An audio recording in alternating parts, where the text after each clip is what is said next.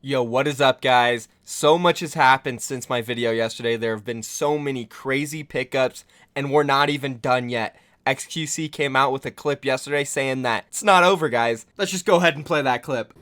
Like, I'll be honest, I'm not gonna comment on which ones are true and which one are not.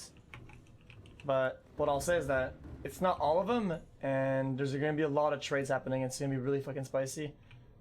Like, I'm actually super excited for that. Like, it's gonna be crazy. I didn't expect it to be that way because I mean, Overwatch, I thought it was gonna be like a success, but not that much. But I think 12-man teams will be the standard very soon. I think within a couple months, teams will all have like 11 or 12 players. No exceptions. So XQC is basically saying that the trades are not done. There are more spicy stuff coming. He's excited to see it, which in return makes me excited. I'm sure you guys are all excited to see what's going to happen. But before any of that comes out, let's go ahead and talk about everything that happened yesterday. The second announcement that came out yesterday, which came out exactly as I put my video out, it was SeaPlayer and Awesome Guy being announced to the Florida Mayhem. Now, these are two really strong players, mechanically and individually. SeaPlayer and Awesome Guy are pretty much exactly what the Florida Mayhem needed. SeaPlayer comes from Meta Athena, where in Apex Season 2, him and his team were breakout players. I mean, they went so far. They were undefeated in the playoffs when they were going up against Lunatic. They had not lost a match yet. They could have been the first railroaders of Apex, but unfortunately they did have that nail-biter semi-final game where Lunatic went up 0-2, and then Meta Athena persevered through and brought it all the way back to a 2-2 tie. Now, I've talked about this in some of my other videos, specifically the top 10 players not in Overwatch League,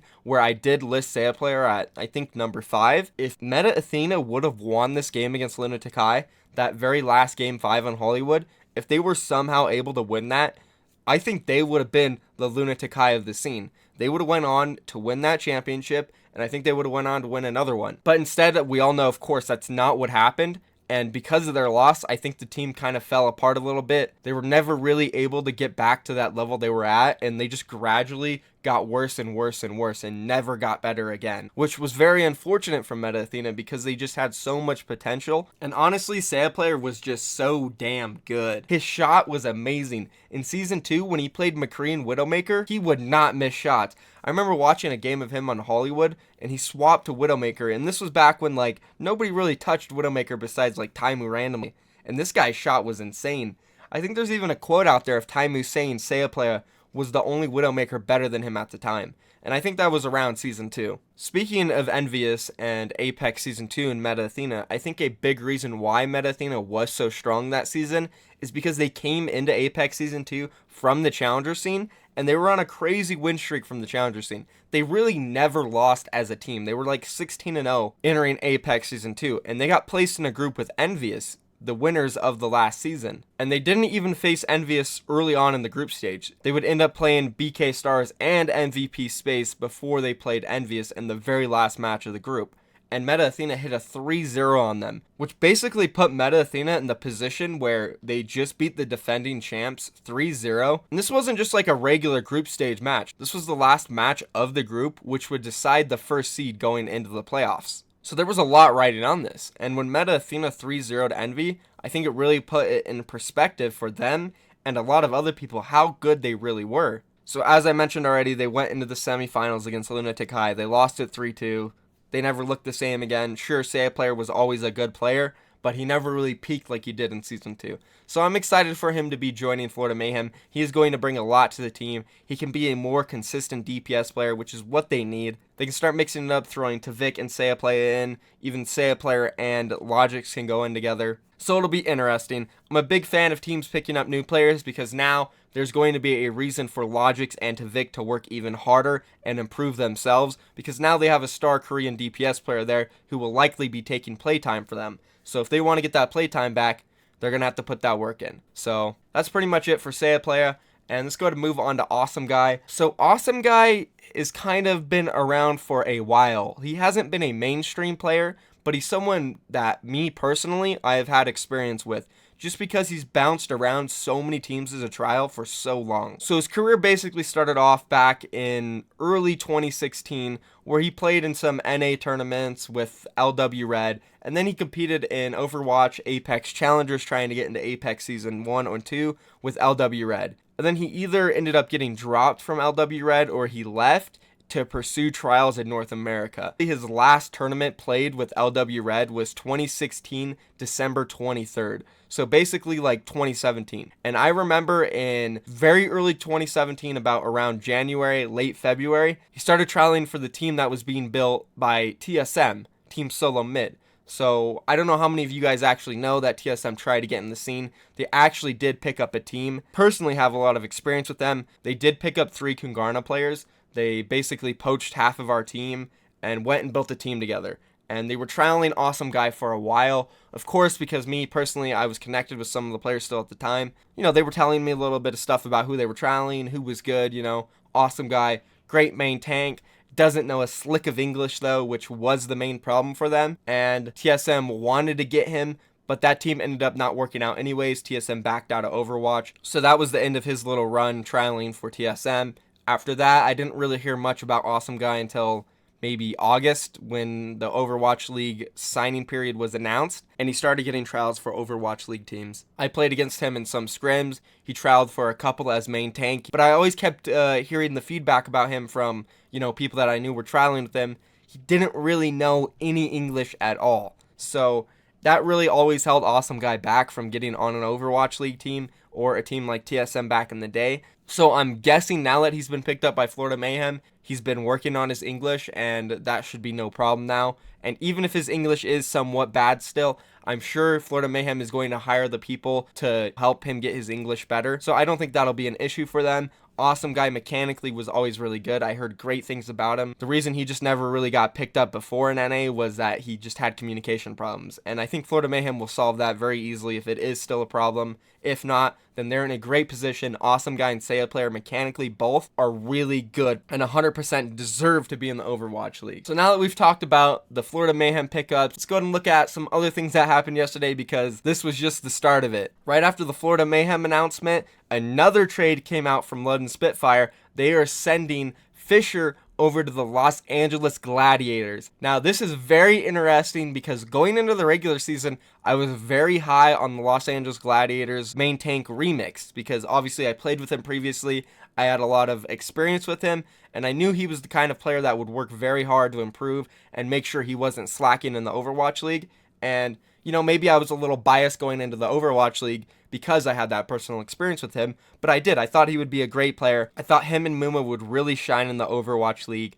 Unfortunately, though, Remix hasn't looked that great. He has, you know, made a lot of mistakes. He's put himself in a lot of questionable positions in crucial moments where it made him look really bad, and you can't help but not blame the Los Angeles Gladiators for going out and looking for another main tank, especially one of the level of Fisher, which I believe is honestly one of the best in the entire league, regardless of Jester being better than him or not. I do believe that Remix is still on an Overwatch League level, maybe not the starting level, and he should take some time and learn off of Fisher and maybe regain his confidence or mentality back. But I think Fisher is a great pickup for the Los Angeles Gladiators. I mean, let's be honest, Fisher would have been a great pickup for any team in the league. He was an amazing player, specifically in Apex Season 3 with Kong de Panthera, and even throughout the other seasons of Apex. He was never a Monkey or Reinhardt player that you look at and say, wow, he makes a lot of mistakes. I think he's a very smart player. He likes to calculate things before he goes for them and make sure it will always be in his favor. So that's a huge pickup for the Los Angeles Gladiators. And that's not even the last of it, guys. There was still more news to come out yesterday. Let's go ahead and move on to the Shanghai Dragons news,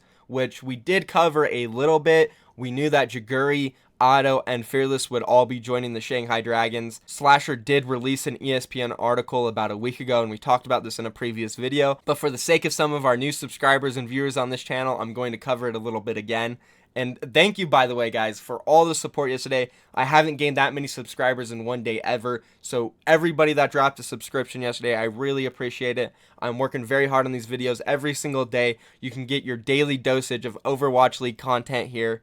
And if you got any suggestions, leave them down in the comments. I'm always trying to improve. And let's go ahead and get into this next news, which is the Shanghai Dragons picking up Jaguri, Otto, Fearless, and Sky. First, let's go ahead and talk about Sky. This player was not leaked to be joining at all, so this came by surprise for me, and I'm actually very happy for him. He deserved to be in the Overwatch League. He was one of those players on the Miraculous Youngsters roster who everybody thought multiple players from the Miraculous Youngsters roster would be joining the Shanghai Dragons. And when we all learned that none of them would be, we thought the Shanghai Dragons were, corrupt, crazy. We didn't know what the hell was going on, basically. So seeing them pick up Sky now makes me really happy. I'm glad. This guy was insane in the Chinese region. He absolutely, hands down, deserves to be on the Shanghai Dragons roster as a Chinese player. He was so good. Near the end of the Miraculous Youngsters run, they were taking maps off of Lunatic High, Runaway, in multiple tournaments. They just looked great. So I'm glad he is now on the roster. He will bring a lot to that support line, which was really lacking.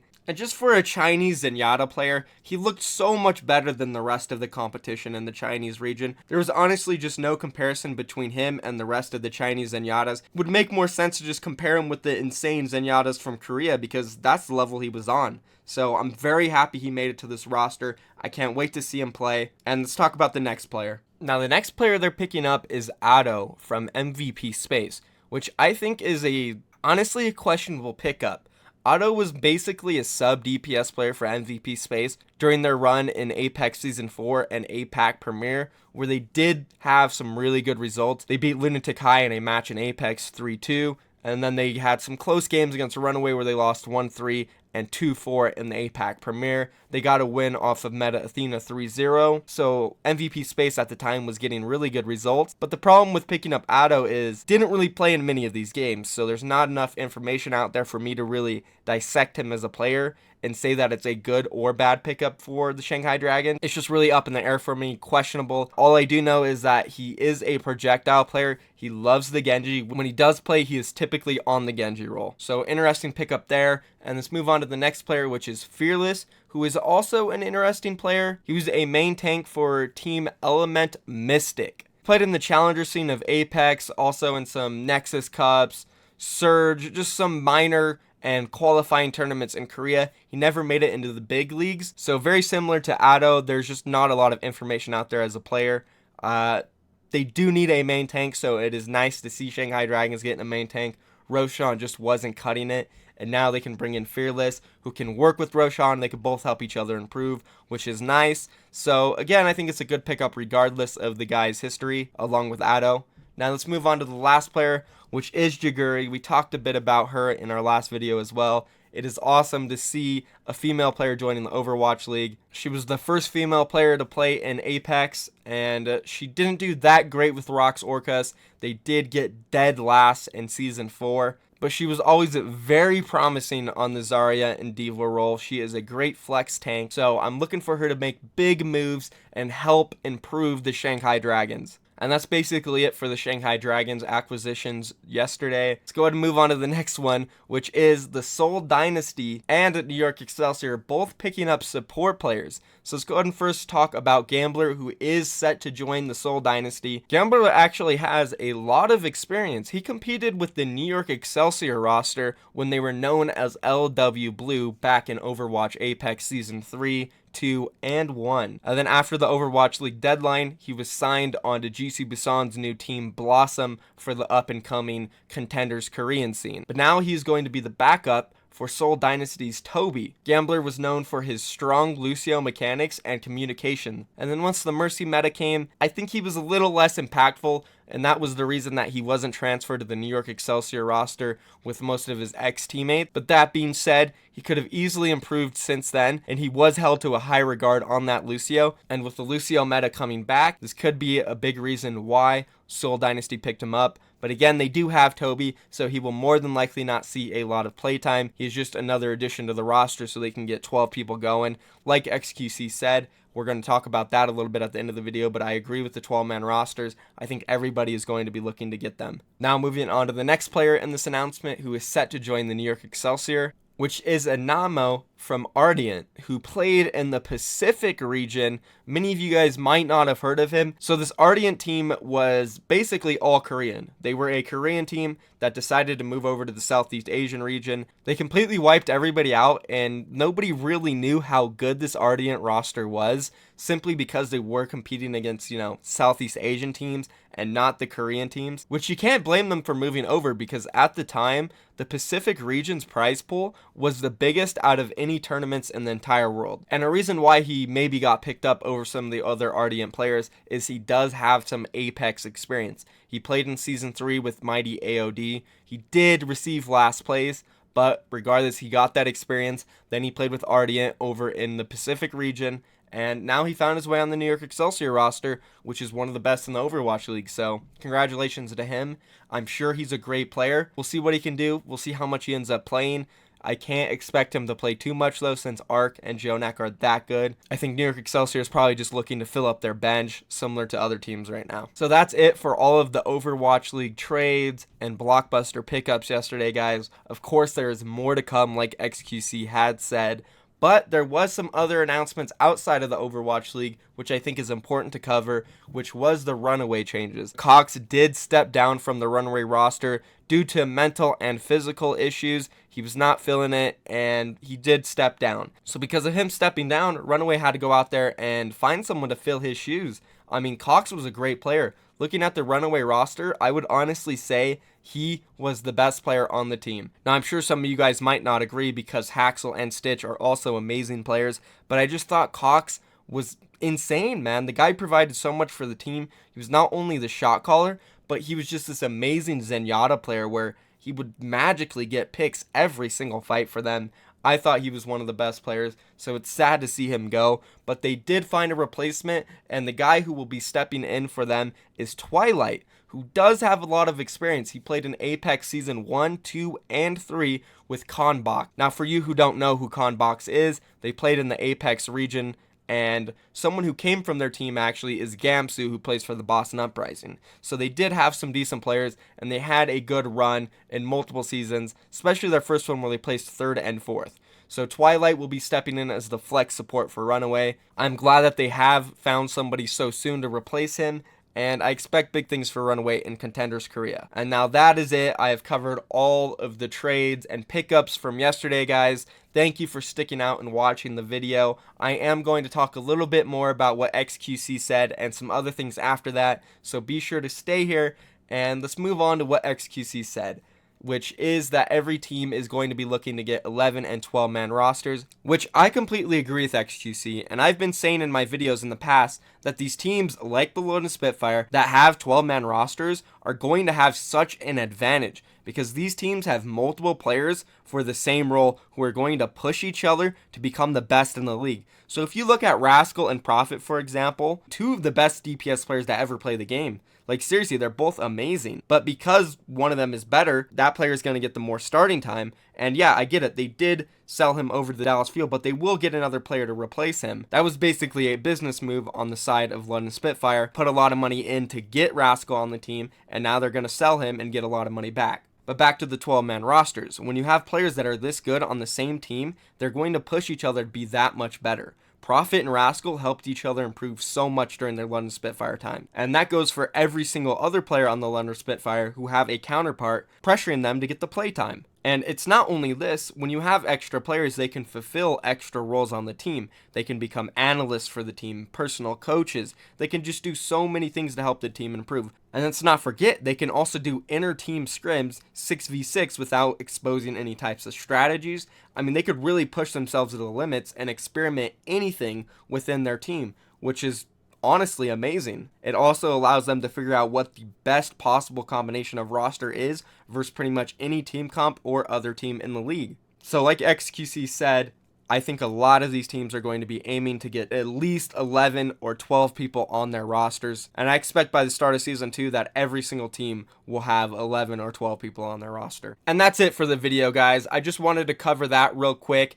And this is the last part. I just want to say thank you to everybody who subscribed yesterday, and thank you to all my loyal viewers who are here for every single video. I really do, from the bottom of my heart, appreciate you guys. I wouldn't make these videos every single day if I didn't enjoy doing it. I love talking about the Overwatch League. Overwatch just in general is my life and has been my life for the past year and a half. And real quick, for those of you who don't know who I am and my history in Overwatch, I was a professional player. I am the owner of Team KINGmykL, and I played on it for a very long time, as well as some other teams like Splice. I spent the past year and a half competing against some of the best players and teams in the entire world. I went to a major LAN event, and I've just gathered a ton of knowledge about the game that I do my best to share with you guys and help you guys learn as well. So again, if you do enjoy the channel, please do consider dropping a subscription. And that's it for this video, guys.